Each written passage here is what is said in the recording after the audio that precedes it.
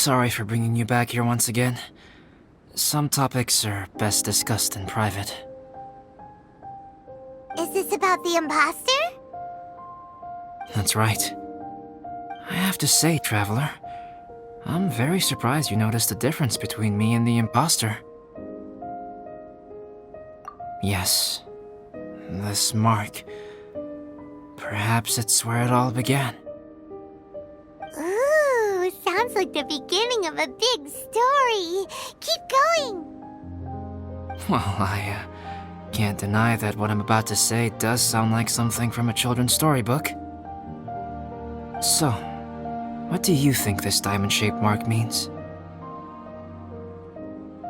A tattoo? A crest? Something else? No.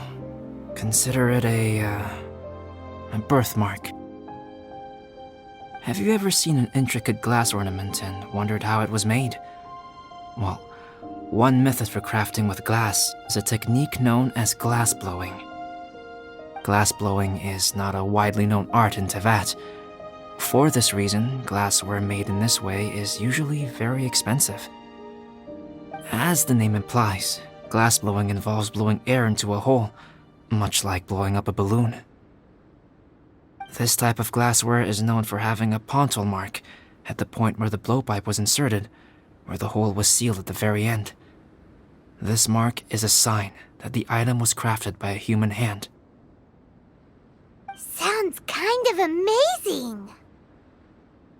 It is a wondrous and beautiful art form. Alice says that these marks are seen as proof of the maker's fine handiwork, the only flaw in an otherwise perfect work of art. My mark is something similar to this.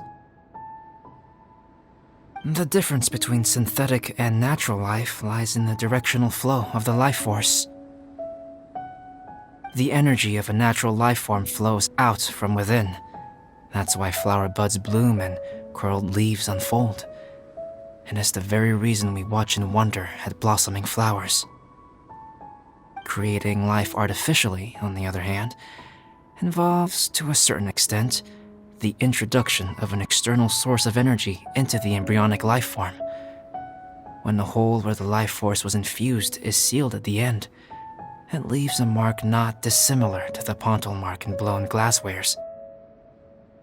The alchemical substance drips and spreads out in all directions, resulting in this rather ingenious diamond shape. Wow, so that's where it came from.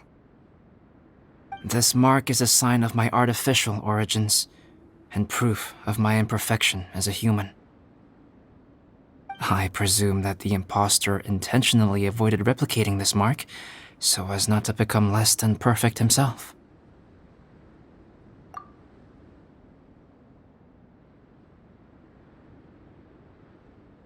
You are fundamentally different from other people. I have few qualms about sharing my secrets with you. Just as Paimon said, it all sounds like a story. Even if you were to tell anyone else, they would regard it as nothing more than a tall tale. The transcendent and miraculous are not the only things to which human beings aspire.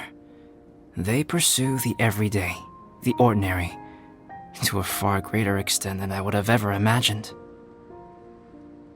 People like to believe that those who are thoroughly different from themselves could only ever exist in stories. It makes things much easier. Or, in other words, all the unfathomable things we've seen recently would make good material for a novel. I have friends who write novels. If they wrote this story, it'd probably be even more complex. Making up stories is easy. Even Paimon can do that. Oh, I didn't know you had that kind of talent. Paimon's the best guide in Teyvat. Making up stories is a piece of cake. In that case, how about we have a storytelling contest? We can base our stories on the events of the last few days. Sounds great! But we still have to help out the Adventurers Guild. I understand. Creativity is something that cannot be rushed. Take your time, and come back when you have found some inspiration. We'll see whose story is more compelling.